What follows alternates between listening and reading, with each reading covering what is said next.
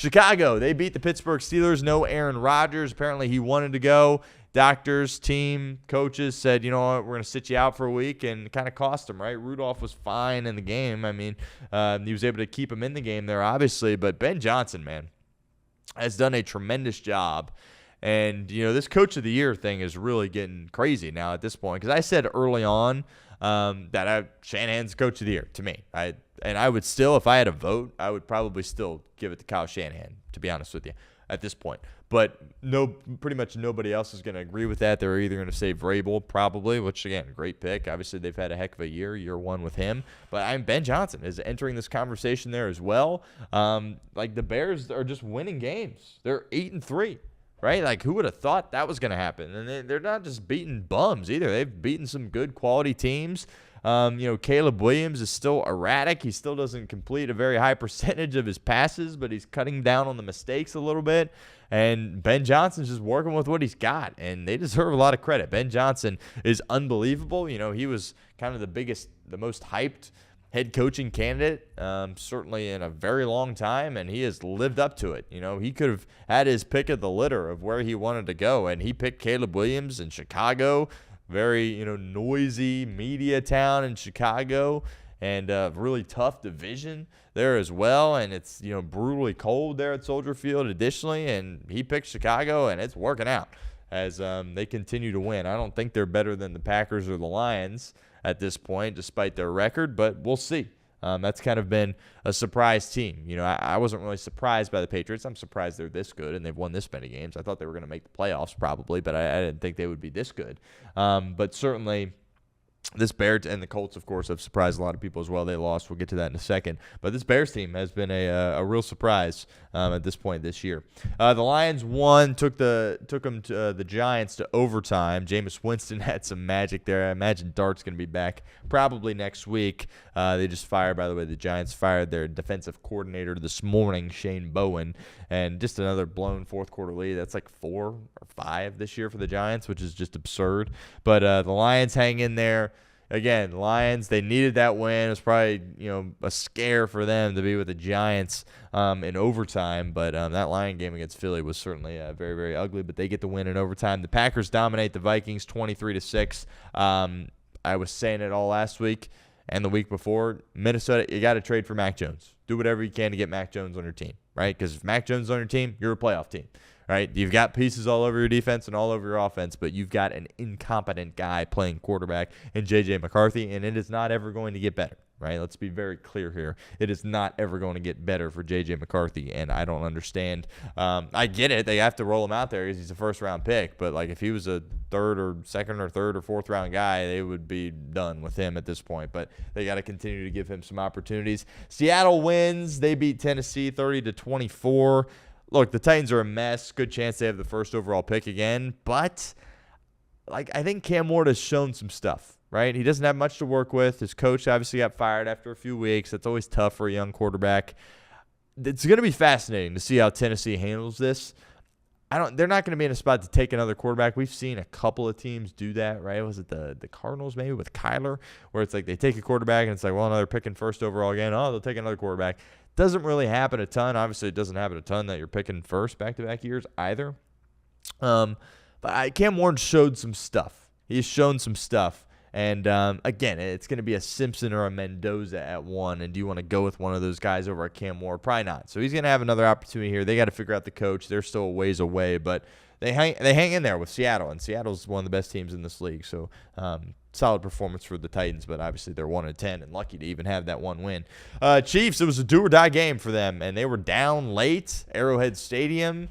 Offense a little bit clunky. Mahomes still ended up throwing for over 350 yards, but they pick up a win in overtime. They needed it, 23-20. And if you're the Colts, you start looking at their schedule, and you go, well, they're 8-3. That's impressive, but they've got a lot of tough games here down the stretch. And you look at Jacksonville and maybe even Houston in that division could potentially catch Indianapolis. Keep an eye out on that. That's not hyperbolic, I don't think, by any stretch of the imagination. Keep an eye on that potentially happening. Jets lose to the Ravens 23-20. The Ravens' schedule, we knew it was going to get easier. Lamar's back. They're winning games. Steelers are losing. Here comes Baltimore. The defense is getting cleaned up there a little bit. I think this game on Thursday is going to be a banger, especially if Joe Burrow is playing. And both of these defenses have gotten a little bit better. Again, don't crush me. I get the Bengals defense is awful. It's still the worst in the league and will still be one of the worst of all time. But the past 2 weeks has gotten a little bit better, and we'll see how they look against Baltimore, because even when they've had fine defenses, they've still given up 1 million points to Lamar Jackson and the Ravens, who kind of has owned the Cincinnati Bengals. So looking forward to that game on Thursday. I was wrong about this one. The Raiders are terrible. I mean, my goodness, I knew that, but I thought Shedeur was going to be a liability for them in this game. And you look at the numbers, right? And people, I'm sure, I haven't watched any or listened to any talk radio nationally today, but I'm sure Shedeur Sanders is going to be leading off all the shows. Oh, could he be the guy to come in here? No. All right, let's not get carried away. They win 24-10. He made some good plays, right? They didn't ask him to do much. They didn't ask him to throw it a lot. I thought he would, take some more bad sacks, and he still was doing that, running behind the line of scrimmage and running backwards a little bit too much. But he didn't make too many crucial mistakes. Did have the one pick, but he's able to get away with that kind of stuff against a bad Raider team. They are in shambles in Las Vegas, as they've been bad for much of my life, but they are just putrid here at this point.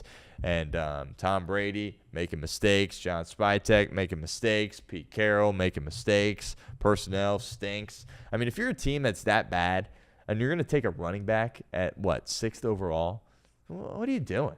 I just don't get it. You're going to take a running back behind a bad offensive line. I don't care if you have Adrian Peterson or LaDainian Tomlinson.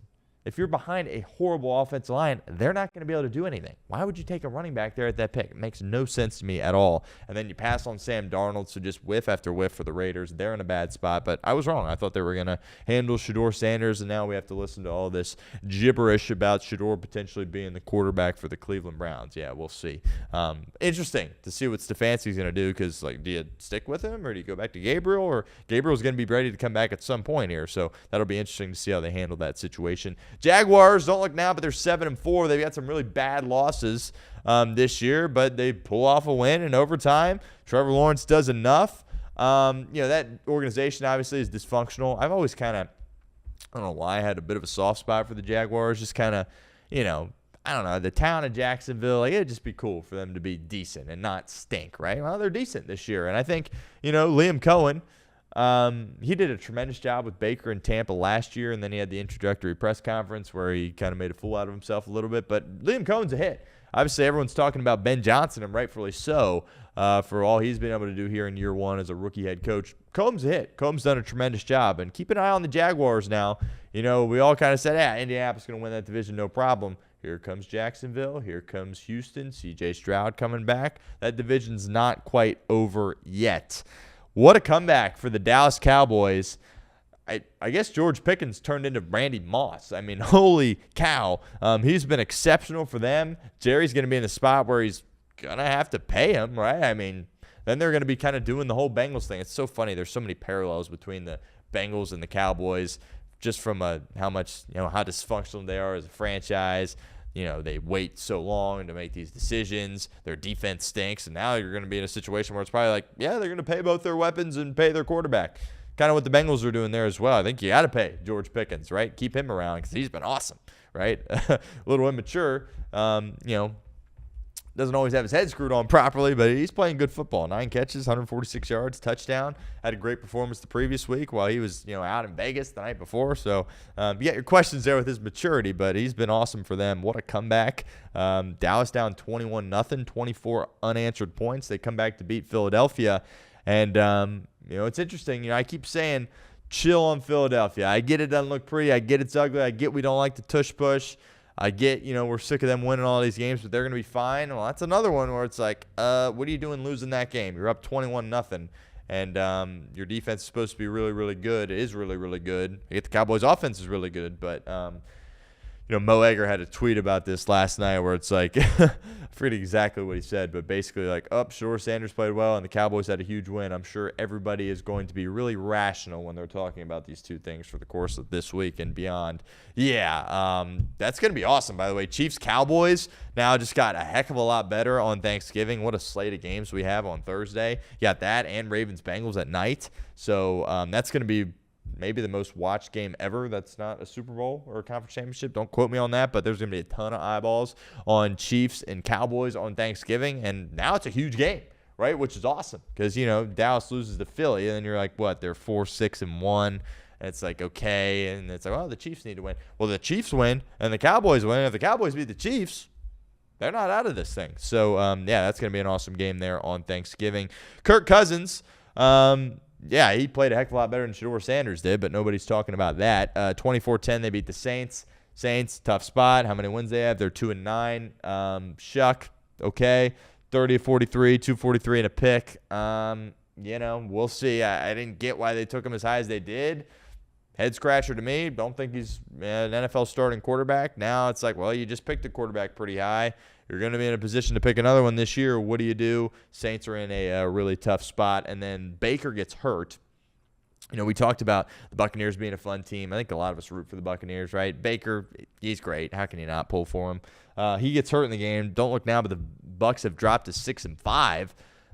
Panthers win tonight. All of a sudden, that division's open. So some crazy stuff happening a little bit here in the NFL. Rams look exceptional. We'll see if they did enough to jump the Patriots in my power rankings. But Stafford playing like the MVP. Like at this point, he definitely separated himself. It's a very week-by-week thing. I understand that. You don't want to play Monday morning quarterback and overreact too much. But certainly after this performance this past week, thought it was kind of neck and neck with Stafford and Drake May with a slight edge to Stafford. Well, after this week, I think Stafford has pulled away a little bit. Not to say Drake May can't catch him or somebody else for that matter. But Stafford, unbelievable what he's been able to do this year for the Los Angeles Rams. Good one tonight. Sneaky good one. Panthers and the Niners. Don't think it would surprise anybody if the Panthers got blown out.